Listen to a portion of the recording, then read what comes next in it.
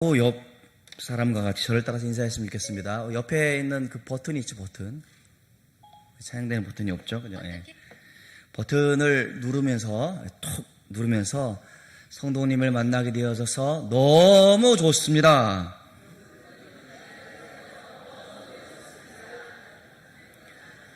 아니, 악수하지 말고 버튼을 눌러내니까요, 버튼. 예, 해피데이 버튼 콕. 여러분이 한 사람이 살면서 일생 가운데 몇 사람을 만나게 될까요? 부모님을 만났습니다. 제 돌잔치 때 친인척 30여 명이 모였을 것이고, 초등학교 6학년 동안 30명 곱하기 6을 하니까 180명, 중학교 3년 60명, 180명, 고등학교 3년 60명, 180명, 대학교 3개, 대학원 3번, 교회 친구들, 직장에서 만난 사람들, 어림잡아 몇 명일 것 같아요? 한 3,000명 정도. 제가 세봤어요. 이렇게 3,000명 정도. 성도들은 다 빼고 말입니다. 만날 수 있는 성도들이 3,000명 정도 되지 않을까 싶습니다. 그냥 옷깃을 스쳐 지나갔던 사람들, 또 나는 몰라도 내 얼굴을 아는 사람들, 또 나 몰래 짝사랑했던 사람도 있겠죠. 또 인터넷에서 설득했던 사람들도 있을 것이고, 또 용기를 북돋워 주었던 사람들, 고통을 주었던 사람들도 있을 것이고, 내가 잊어버린 사람, 나는 잊어버렸지만 그는 기억하는 사람까지 생각한다면 한 10,000명 정도 만나지 않을까? 저는 목사니까 여러 교회를 다니면서 성도들을 만났고 집회를 인도해서 모르는 사람들 많이 만나면 한 50,000명 정도 많이 만나지 않을까 싶습니다. 이렇게 만나는 사람들 가운데에도 그냥 만나면 좋은 사람 있자요. 좋은 사람 있지 않겠어요? 만나면 좋은 사람, MBC 말고요. 만나면 좋은 사람들이 있고, 어떤 사람들은 만나면 부담되고 괜히 피하고 싶은 사람도 있지 않겠나 싶기도 하고, 그냥 원 없이 주고 싶은 사람이 있고, 괜시리 보기만 해도 힘든 사람도 있을 것 같기도 합니다. 어쩌면 위치가 이치다 보니까 많은 사람들 앞에 그냥 그렇게 보여줬으면 좋겠는데, 혹 저로 인해서 별로 기분도 상한 사람도 있지 않을까 싶으며 그걸 생각하면 또 마음이 좀 불편하기도 합니다. 어쨌든 사람은 만나야 되죠. 그게 인생인 것 같습니다. 만남의 연속이란 말입니다. 이렇게 만남의 시간을 갖지 않고 나 혼자 살 수 있다라는 사람들은 고독을 즐기는 사람들일까요? 아니면 그렇게 혼자 갇혀 있어서 그렇게 힘겹게 살아가는다라고 생각할 수 있을 것 같습니다. 어쩌면 많은 사람들을 만나기 때문에 피곤하다라고 생각할 수도 있겠다 싶습니다. 특별히 말을 하잖아요. 이 말을 하는 것은 굉장한 에너지가 소비되어지는 것 같습니다. 그렇게 이렇게 저렇게 어쨌든 삶의 모습은 만남의 연속이라는 사실을 우리는 부인할 수 없다라는 것이죠.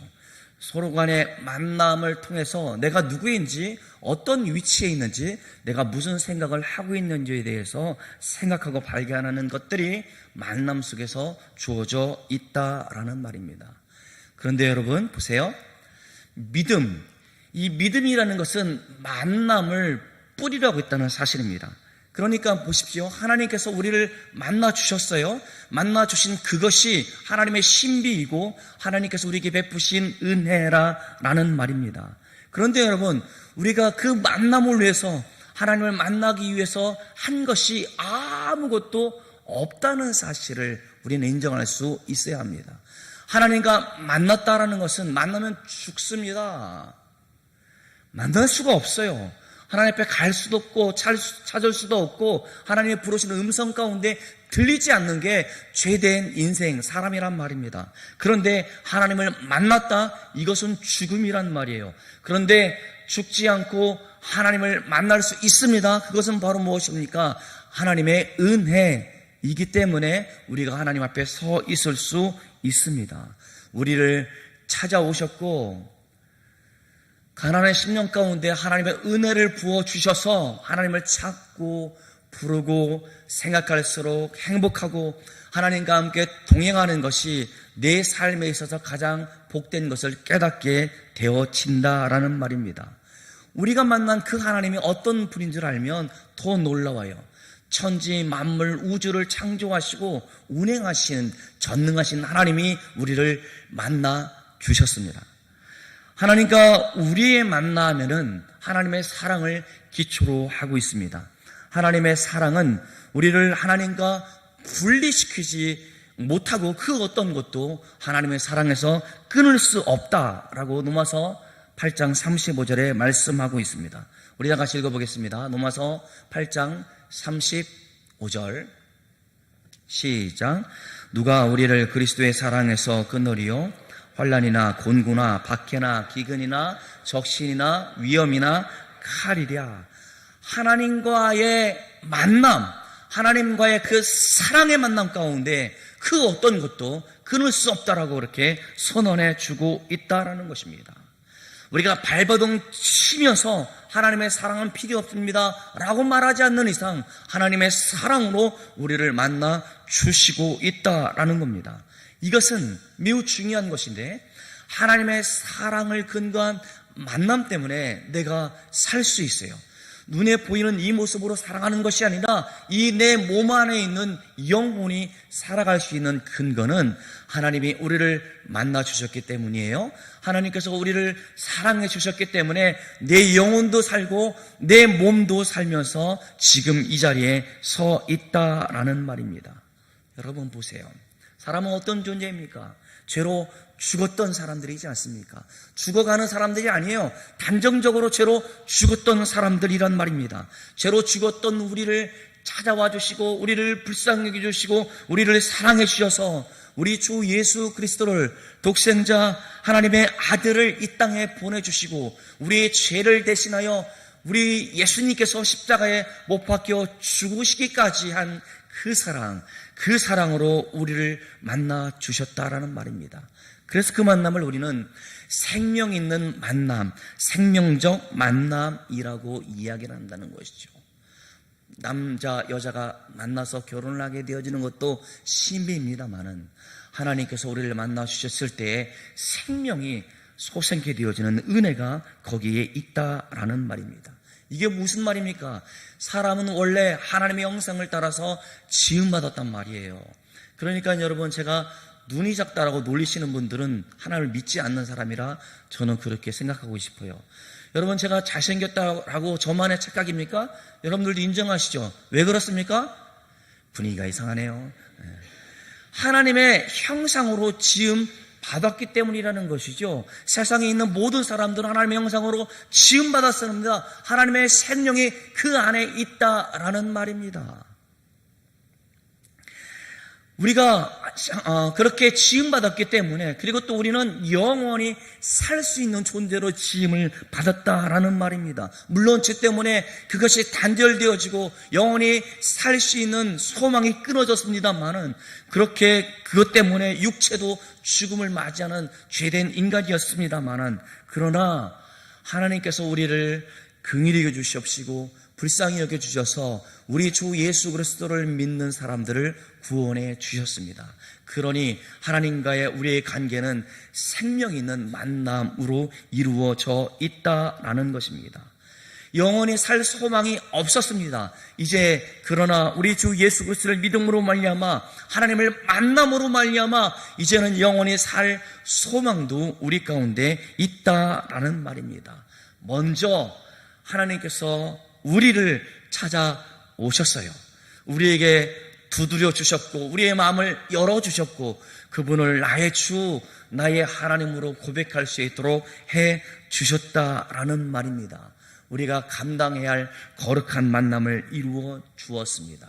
그런데 중요한 것은 그런 만남을 가진 사람들에게 요구하는 것이 있는데, 그것은 죽어가는 저 영혼들의 소리 가운데, 외침 가운데 듣고 그들을 도와주기를 지금 하나님께서 우리에게 요청해 주고 있다라는 말입니다.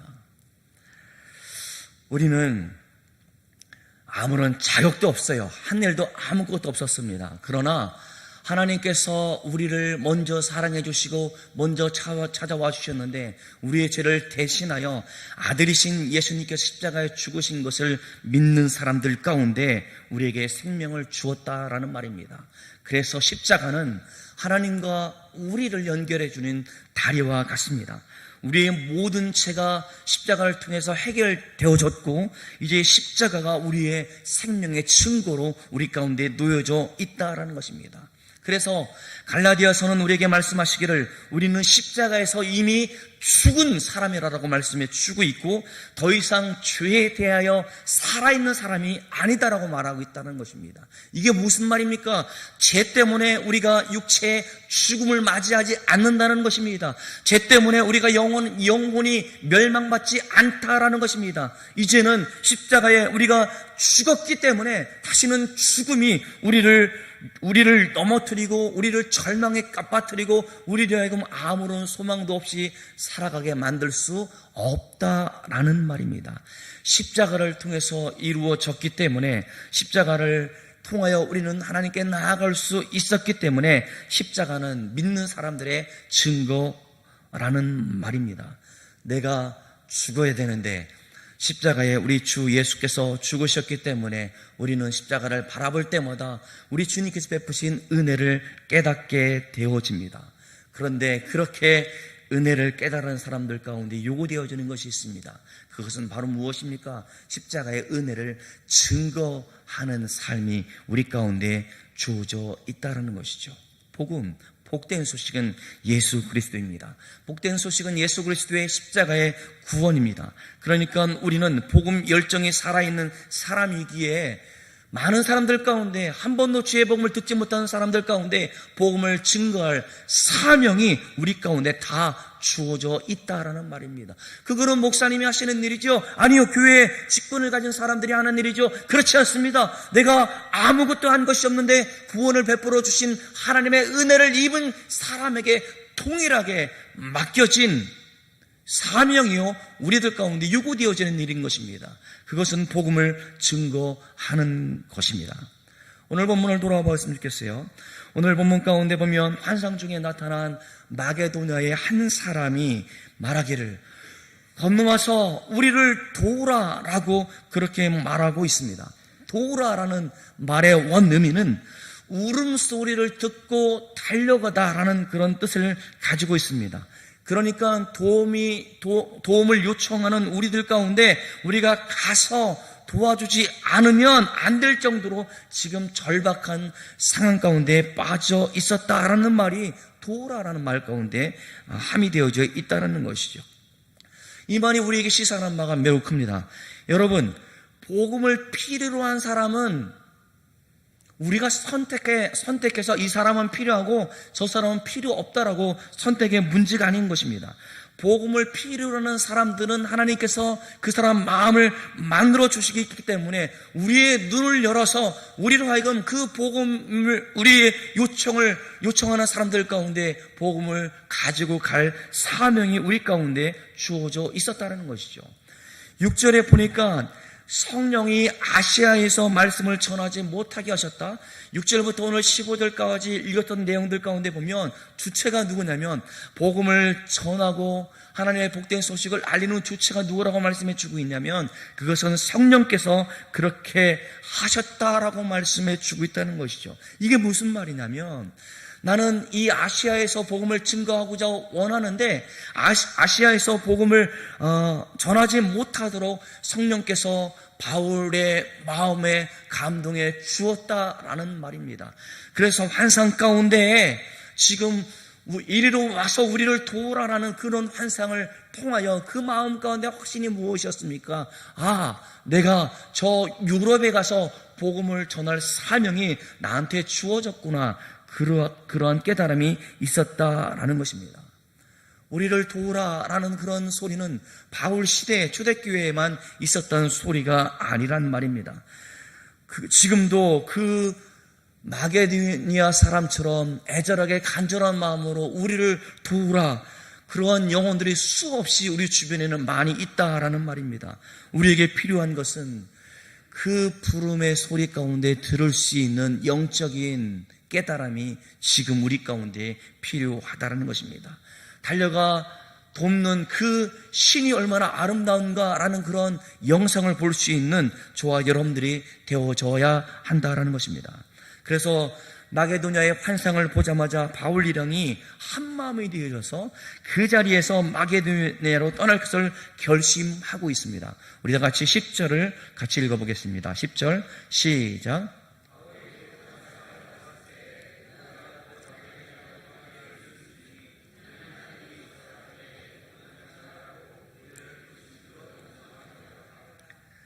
자, 하나님이 저 사람들 가운데 복음을 전하라고 우리를 불러주셨다라고 그렇게 고백하고 있다라는 말입니다. 환상 중에 나타나 우리를 도와달라라는 일련의 과정을 통해서 바울은 하나님께서 아시아에서가 아니라 저 유럽에 가서 복음을 증거라는 그런 확신을 가지게 되어졌습니다. 그 부르심 앞에 즉각적으로 지금 순종하는 모습이 그려져 있다는 것이죠. 마게도냐로 떠나기를 힘쓰니라고 그렇게 말씀해 주고 있습니다. 사도 바울 일행은 마게도냐의 환상을 하나님의 뜻을 자신들에게 드러내신 것으로 깨닫고 힘을 다해서 즉시 배를 타고 마게도니아로 향하고 있습니다. 환상을 보고 난 후에 바울 일행이 곧바로 갔던 그 마게도니아는 소아시아 극서부에 위치한 드로아에서 배를 타고 지중해를 건너가야지 갈 수 있는 곳입니다. 발칸 반도의 북쪽 지역에 있었던 마게도니아는 한 나라, 한 도시가 아니라 성경에 나오는 베레아, 데살로니가 그리고 빌립보 성 여러 성읍을 포함하고 있는 넓은 지역을 일컫는 지명인 것입니다. 지금의 그리스 지역이죠.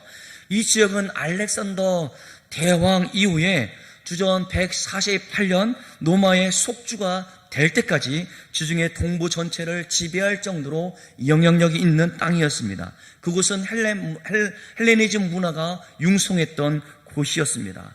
그런데 11절부터 오늘 16장에 있는 마지막 절까지 보니까 바울 일행이 유럽 선교의 시발점인 빌립보에서 사역했던 내용을 말씀해 주고 있습니다.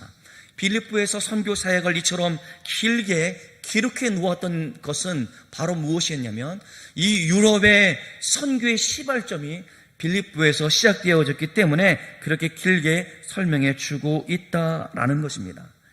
일반적으로 바울은 복음을 전할 때, 아시아에서 복음을 전할 때 회당이 있는 곳에 가서 복음을 전했다라고 그렇게 기록해주고 있습니다. 유대인들은 10가정이 모이면 꼭 한 10가정이 모이면 회당을 중심으로 모이게 되어집니다. 그리고 또 하나 지금으로 말하면 코셔라고 하는 정결 음식을 파는 음식점이 꼭 있어야 했습니다. 음식점과 회당은 10가정이 모이면 그들 가운데는 그런 것이 있어서 회당 가운데 모여서 하나님을 예배했던 곳이었습니다. 바울은 안식일이 되었을 때 지금 본문에 나와 있는 것처럼 회당을 찾아가서 복음을 증거하고자 했습니다. 그러나 빌립보 지방에는 어찌된 일인지 회당이 없었습니다. 그래서 바울 일행은 지금 어디를 가고 있냐면 기도처를 찾고 있었는데 그 기도처는 야외나 강가나 바닷가 주변에 있었는데 그곳에서 기도하는 사람들 가운데 어떤 여자를 만나게 되어졌습니다. 유대인 남자가 거의 없었는지 모르겠는데 유대 여인들과 하나님을 경외하는 이방 여인들이 안식일에 정기적으로 기도하는 모임 가운데 가고 있습니다. 바울 일행은 지금 안식일에 기도를 하고자 했고 그 장소를 찾아내어서 그곳에 모여있는 여자들 가운데 가고 있습니다. 13절 우리 14절을 같이 읽어보겠습니다. 시작.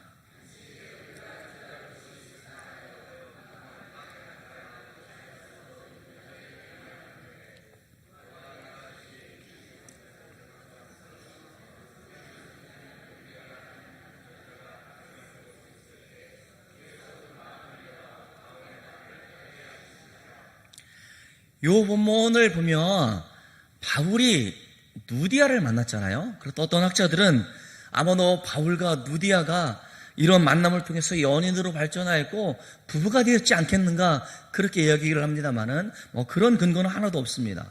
보니까 우리가 기도할 곳이 있을까 하여 지금 누디아 자색 옥감 장수인 유력한 사람이었던 누디아를 만나게 되어지는데 바울은 이 여인들 앞에서 앉아서 몇 시간 동안 복음을 증거하고 있었습니다. 그 중에 누디아는 특별히 경청하는 모습이 그려져 있고 회심하는 내용들이 그려져 있는 것이 오늘 본문의 말씀이에요. 이 누디아를 통해서 빌립보 교회의 첫 교회가 형성되어지는, 교회가 설립되어지는 것이 본문의 내용이란 말입니다. 그런데 중요한 것은 이 바울의 가르침을 통해서 특별히 경청하여 그 마음 가운데 회심에까지 이르게 되어졌다라는 것이죠. 그것이 무엇이었습니까? 그는 이방인이었지만 하나님을 믿는 사람들이었는데, 그는 예수 그리스도께서 이 땅에 오셨고 예수님께서 우리의 죄를 대신하여 십자가에 죽으셨다는 것을 알게 되어졌고, 그분을 믿으면 우리가 죄가 용서되어질 뿐만 아니라 하나님의 자녀가 된다는 사실을 믿을 수 있게 되어졌다라는 말입니다. 그 증거로 그는 세례를 받게 되어졌고, 그 더 나아가 누디아에게 속한 온 가설들도 세례를 받게 되어지는 기적과 같은 역사가 오늘 본문 가운데 나오고 있다라는 말입니다. 서두의 만남에 대해서 이야기를 했습니다마는 오늘 바울과 누디아의 이 만남, 그저 한 남자와 한 여자의 사랑의 이야기가 아닙니다. 한 사람의 마음을 감동하여 복음을 전할 수 있도록 움직여 주셨고, 한 여자의 마음을 감동하여 그 복음 가운데 반응하여 회심에 이르게 하신 분이 누구란 말입니까? 바로 성령 하나님이었다라는 말입니다. 이에 순종하여 유럽, 아니 그 작은 마게도냐 안의 한 성 빌립보에서 복음을 전하였는데, 복음을 들었던 사람의 마음을 열어줘서 예수 그리스도를 구주로 믿게 되어지는 역사가 오늘 본문 가운데 나타나 있다라는 것입니다. 사랑하는 성도 여러분, 우리는 해피데이를 진행하고 있습니다. 오늘 여러분들이 그 전도대장자를 적는 모습을 보니까 뭐라고 해야 되나요? 주저주저 하는 모습들, 뜨뜻미지근한 모습으로 그렇게 누구를 써야 되지, 난감한 모습으로 왜 이런 어려운 것을 나한테 시키는 거야 하면 옆 사람은 적나 안 적나 쳐다보고 있는 그 모습이 어쩌면 우리의 솔직한 모습인지 모르겠습니다. 그런데 내가 복음을 전하여 그 사람을 변화시켜서 주님의 나라의 하나님의 부르심 가운데 그가 응답하게 할 수 있다라는 것이 아니라면, 하나님께서 우리 마음 가운데 전도대장자를 향한 열망을 주시고 그를 긍휼히 여기는 마음 가운데 적게 하시고 그를 위해 날마다 기도하게 하시는 것은 성령님께서 하시는 일이란 말입니다. 내가 적었지만 내 마음을 감동하여 그 전도대장자를 향하여 그 이름을 적게 하였고 그를 위해 기도하게 하신 분이 바로 누굽니까? 하나님이시란 말입니다. 그러기에 그의 마음을 감동하여 우리가 정해진 날짜에 우리를 초청하여 우리와 함께 예배드리게 하시는 분도 바로 누굽니까? 바로 하나님께서 하시는 이름을 믿음으로 고백할 수 있는 저와 여러분들 되어지기를 간절히 축원합니다. 복음 전파에 있어서 우리는 이렇게 하나님의 선한 인도가 있다는 사실을 잊지 마시기 바랍니다. 성령님께서 불신자를 찾아 그들을 전도 대상자로 품을 것을 우리에게 요청하고 있다는 사실을 믿음으로 고백할 수 있기를 바랍니다. 성령님께서 인도해 주셔서 우리가 순종하여 복음을 전하기로 우리가 마음을 먹고 그를 섬기고 사랑을 베풀며 그를 찾아가 호의를 베풀 때에 그들의 마음을 움직이시는 분이 바로 누굽니까? 하나님이시란 말입니다. 그러니까 하나님께서 구원하기로 작정된 사람들을 우리에게 붙여 주셨다라는 그런 믿음으로 여러분이 적을 수 있었으면 좋겠어요. 오늘 그저 사도 바울이 말을 잘하는 사람이었기 때문에, 어떤 능력이 있었던 사람이었기 때문에 누디아의 마음이 열려진 게 아니란 말입니다. 사도 바울은 부르심 가운데 순종하여 갔고 마음에 감동을 써서 복음을 전하였는데 그 여인의 마음을 움직였던 분이 바로 하나님이시란 말입니다. 그러기에 우리는 전도하는 것이 내가 해도 되고 안 해도 되는 것이 아니라 우리의 그 영혼을 찾아가 그를 위해서 기도하며 그들을 섬기는 것은 하나님께서 우리에게 요청하시는 바요, 그것을 우리가 마땅히 해야 될 일이란 말입니다. 그리할 때에 하나님께서 역사하신다는 사실을 믿음으로 고백할 수 있는 저와 여러분들 되어지기를 주의 이름으로 축원합니다. 그래서 우리가 하나님 앞에 이렇게 우리의 요청 가운데 우리가 즐겨 순종하는 것이 우리의 기쁨이에요. 여러분, 우리가 버튼을 볼 때마다 여러분이 버튼을 안 달고 교회에 오시는 분들이 있으면 아마 목사님께서 여러분들에게 요청할 겁니다. 집사님, 일어나세요. 구호 한번 외칩시다. 전도할 수 있다 하면 된다. 해보자. 이게 의미가 있어요. 왜 그러냐면 이걸 볼 때마다 내가 전도를 해야 되는 신자구나, 하나님의 백성이라는 사실을 잊지 말아야 된다는 것이죠. 여러분 보세요. 우리가 영상을 보았습니다만 더 점점 가면 더 심각한 영상도 나와요. 나를 통해서 구원받기를 원하시는 사람들을 향하여 복음을 전하지 아니한다면 그들의 모습이 어떤지 우리는 뻔히 알고 있기 때문에 우리가 복음을 증거할 수 있는 기회를 얻는 것은 매우 소중한 시간들이란 말입니다. 우리는 우리 일생에 있어서 만남의 가정 가운데 살아가고 있는 사람들입니다. 우리는 특별히 최고의 만남, 우리 주 예수 그리스도를 통하여 구원을 받는 사람들이 되었습니다. 믿음 생활의 축복은 이렇듯 하나님과 늘 항상 동행하는 삶을 살아가는 사람들이 누리는 행복일 것입니다. 성도에게 있어서 가장 큰 복은 하나님을 만난 사건이었습니다.